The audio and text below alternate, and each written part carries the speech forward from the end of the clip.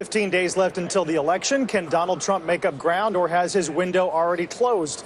Joining us this morning from Washington, former Bush and Reagan advisor Ed Rogers. With us at Post 9, former pollster for President Clinton and Mayor Bloomberg, Bernard Whitman is the author of the book 52 Reasons to Vote for Hillary. Gentlemen, good to see you both. Good morning. Good to be here. Ed, a little more than 2 weeks. We know what all these polls are saying, and now we've got sort of regulation infused in the race, as they both commented on the Time Warner deal. Yeah. What do you see changing, say, over the next week, if anything? Good, I'm fine. I don't know that Trump has the wherewithal to change.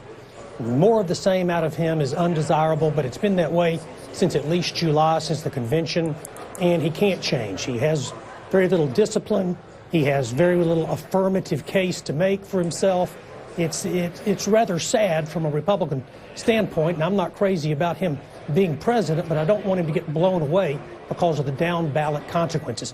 But Donald Trump's problem is Donald Trump. Hillary's not going to beat him. He's going to beat himself. But I mean, when you look at the Times, and we know what their probabilities are at, we know races tighten in the final weeks. Yeah. Wouldn't you be nervous about being so complacent either on the Trump or the Clinton side? Yeah, the Clinton side, no question. First of all, it's bad luck.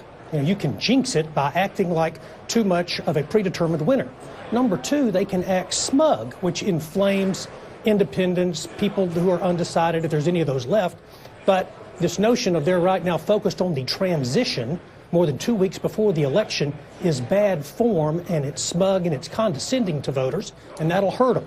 They need to exercise great message discipline. They need to get away from this transition talk. They need to not take anything for granted and hit the trail hard. Bernard, they also have to clarify a bit her position. I mean, investors and even Republicans that are considering voting for her, trying to figure out how far left she is on certain positions, like this deal is pretty fresh in our mind, with forces like Elizabeth Warren and Bernie Sanders getting political power.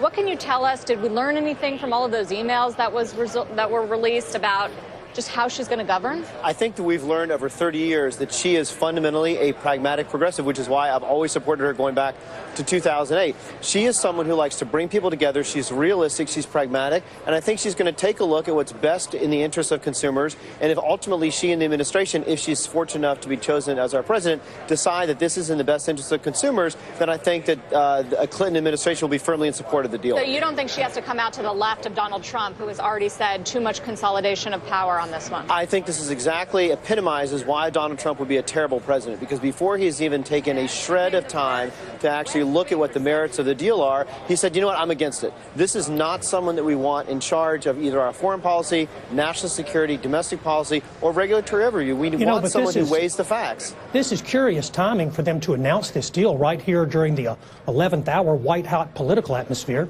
And no matter if you're a Republican or a Democrat, it's not the right year to say matter-of-factly, yeah, I have a friendly disposition toward a mega merger between two corporate giants.